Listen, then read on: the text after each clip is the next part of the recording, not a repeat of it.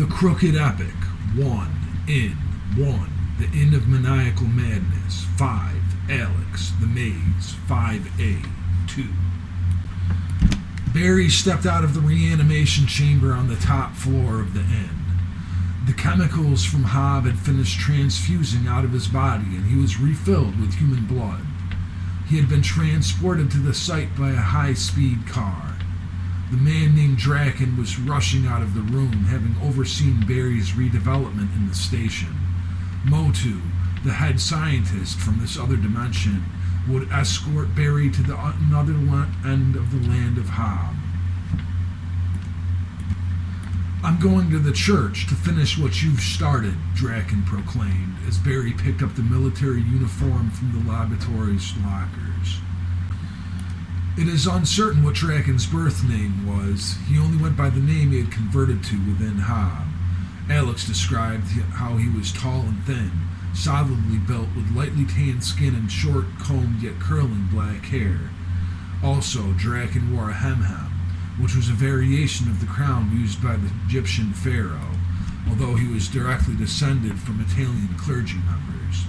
The only way Alex knew Draken's descent was Italian came from a special shrine in the church's basement, which seemed to serve at some point as a dormitory.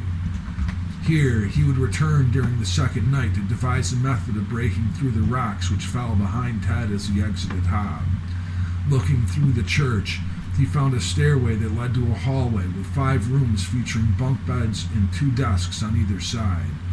The far end of the hallway was a master suite with a dresser adorned with various trinkets and ornaments the parish priest had retained from Italy.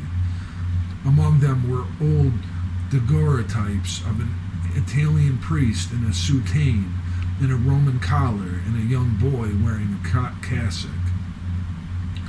Alex would later identify the pictured boy as a young Draken from the shape of his eyebrows and the corners of his mouth. Draken's pictures were from his mid-teenage years, like Alex's.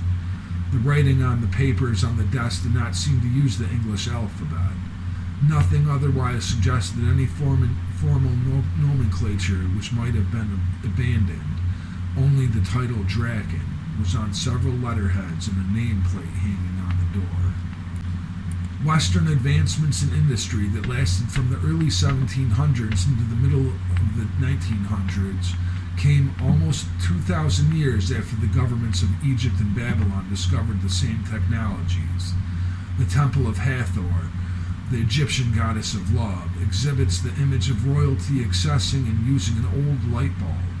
Later, when invaded by the Greeks during the Ptolemaic period, the Egyptians shared the Aeolipile, an early steam-powered engine.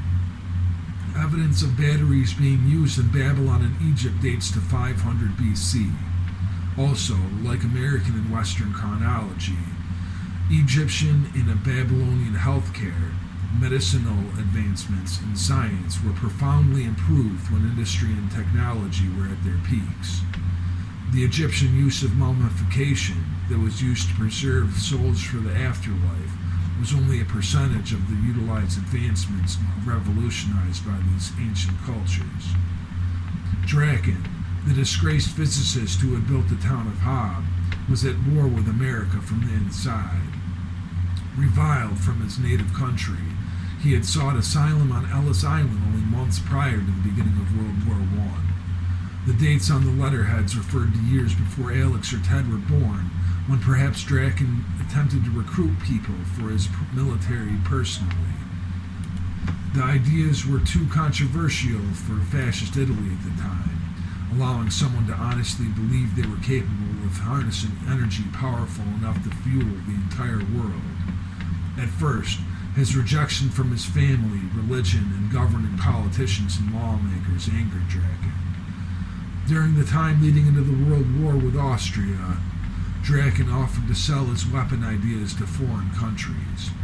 After being arrested by Secret Intelligence Service while leaving Vienna to return to Italy, he was supposed to stand trial for treason as an unaffiliated citizen whose inventions were seen as a deterrent to national security. His disappearance from the French maximum security prison in Devil's Island remained a mystery, until Interpol traced communications between Draken's undercover mercenaries and groups of United States anarchist party members.